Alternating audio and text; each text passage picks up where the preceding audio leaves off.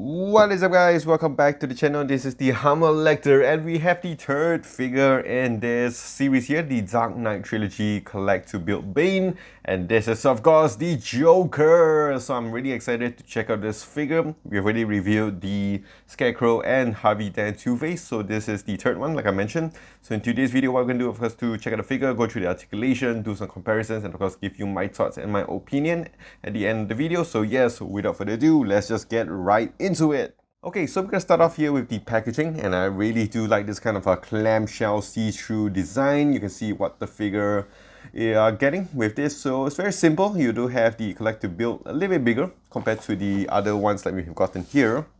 And if we go on to the side, we have the product over here, and we have the build a figure assembly parts here, which is pretty straightforward.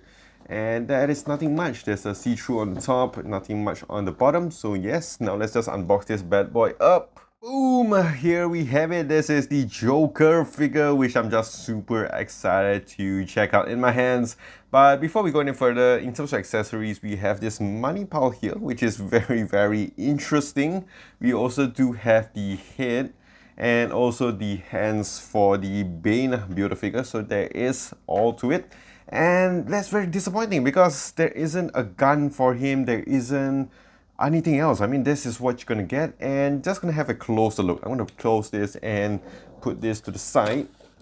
So the money pile looks alright, pretty cool. There isn't any numbers to it, and I think it's just all green and it's hollow here. So you can use it for maybe your Marvel Legends or something else. And going on to the figure, like one thing I noticed immediately is that, first of all, not much accessories. You do have a closed fisted on one side, and we have this kind of a gun holding hand, but no guns. I mean, you can buy the ammunition pack from DC in a separate one. I think it's about 20 bucks. You can get that, but it's very disappointing that they couldn't at least give us a revolver or a gun or a machine gun with this. That's very disappointing. But just looking at this figure, I mean, it looks so good. It looks very similar to Heath Ledger.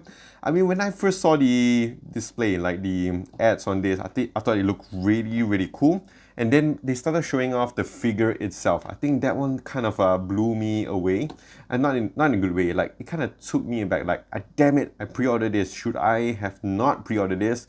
But having it in hand, I gotta say, it looks so good. I mean, all the details on this looks really amazing. So like, if you can see on the head here, nice sculpting on the hair, nice color as well. I think it's very accurate. And if you look at that face on this, amazing. Like the wrinkles on his forehead there, you can see that the paint is a little bit off. So you can see that his normal skin tones coming through. And I really do like that. And the paint follows through to the ears as well. And it's a little bit faded. And I do like the eyebrows on him. The eyes looks really cool. You do have that nice shadow makeup on him. You can still see his pupils there as well. And I think the lips as well looks really good. You do have that nice scarred details on the edge of it as well. And I do like the paint job. I mean, it looks so good. Very amazing. And the suit as well does have a little bit of some texture to his suit. It is made out of plastic. It is not a wired cape. Same thing for this as well. I think it is a little bit clothy in the sense. It is very flexible. And his suit, you can't unbutton it, or you can take this purple suit away, which isn't too bad. And it looks really good. Nice wrinkles to it as well. Nice necktie. Just realized he actually buttoned his shirt, which is pretty interesting. And going on to the pants, you can see that the skim lines on it and the wrinkles on it looks really good as well. And amazing details going on to the back. Not much here. Nice Joker butt. And going on to this, I mean, the shoes as well, the nice loafers look really good. So overall, I think I gotta say, I really do like this Joker figure. And now let's move on to articulation. Okay, so articulation wise, in terms of head movement, because of the hair, you can't really tilt up a lot. And she can't really tilt up at all. You can look downwards this much in terms of the head movement. You can turn it sideways, almost 360 degrees. You have some nice pivot here as well. Going on to the arms, you can spread out this much. And you do have a nice bicep swivel going on to the elbows here. You do have a nice double jointed elbows, not pinless, but it's double jointed elbows. In terms of the wrist here, you do have a nice hinge up and down, and also nice rotation here on both sides as well. Pretty interesting. Going on to the ab crunch, you do have a crunch forward this much, which again isn't a lot, similar to the Harvey Dent and also the Scarecrow. Backwards is a little bit more, and you can swivel on it on the waist. There's no wrist swivel, which I can see. And in terms of the legs, you can spread out a lot over here. So much amazing here, really interesting.